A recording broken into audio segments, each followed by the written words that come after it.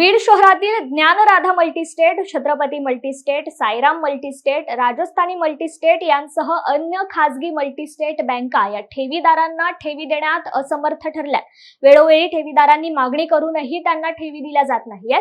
यामुळे स्वाभिमान संघटनेचे जिल्हाध्यक्ष सचिन उबाळे यांच्या नेतृत्वात ठेवीदारांनी डॉक्टर बाबासाहेब आंबेडकर पुतळा येथून जिल्हाधिकारी कार्यालयावर दंडुका मोर्चा आयोजित केला होता।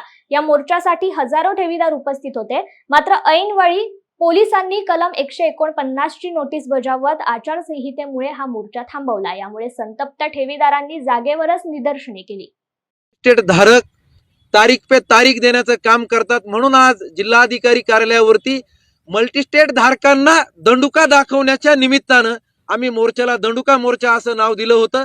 परंतु जिल्हा पोलीस प्रशासनानं ऐनवेळी येऊन आम्हा हजारो मोर्चेकरांना इथं येऊन थांबवलं।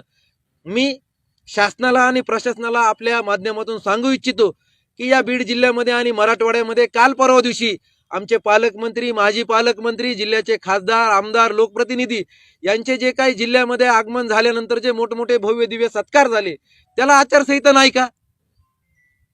त्यांनी आचारसंहितेचा भंग केला नाही का? तिथं काय फक्त दोनच लोक होते का हार घेऊन उभा? तिथंही हजारो 1500 लोक उभं होते। त्यांना मात्र थांबवण्याचं काम केलं नाही। परंतु आम्ही आमच्या कष्टाचे, घामाचे, न्यायाचे, मोलमजुरीचे पैसे आम्ही वापस मिळण्यासाठी रस्त्यावर उतरलो असता आम्हाला आदर्श आचारसंहितेचं कारण देत आम्हाला थांबवण्याचा प्रयत्न केला। इशारा काय असेल तुमचा? परंतु ठेवीदारांच्या वतीनं सर्व ठेवीदारांना विश्वासात घेऊन आम्ही भारतामध्ये लागलेली निवडणूक, या निवडणुकीची आदर्श आचारसंहितेचं पालन करीत आज पोलीस प्रशासनाचं म्हणणं आम्ही आज ऐकलेलं आहे।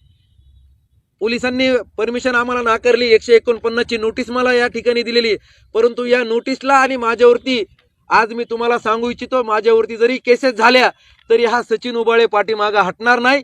तुमचा शेवटपर्यंत 1 रुपया मिळेपर्यंत तुमच्या खांद्याला खांदा लावून, जोपर्यंत तुमच्यातून मला आवाज येणार नाही की माझा भैया शेवटचा 1 रुपया मिळाला, तेव्हा माझं आंदोलन थांबलेलं असेल।